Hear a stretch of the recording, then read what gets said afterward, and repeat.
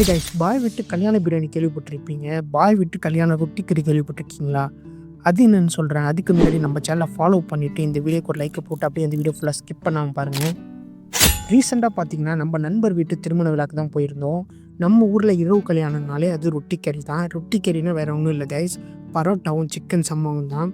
அதுவும் இதில் என்ன ஸ்பெஷல்னா, இந்த பரோட்டாவோட அவுட்டர் லேயர் செம கிறிஸ்பியாக இருக்கும். அதை இந்த கோழி சம்மாவோட நல்லா ஊற வச்சு சாப்பிட்டா செம அல்ட்டியாக இருக்கும் கைஸ். அதோடு சேர்த்து நமக்கு இடியாப்பமும் வரும். நண்பர் வீட்டு கல்யாணம்னாலே போதும், நம்ம பந்திலாம் வச்சுட்டு சாப்பிட்றதுக்கு கல்யாணம் முடிஞ்சு நைட்டு 11 ஆயிரும்.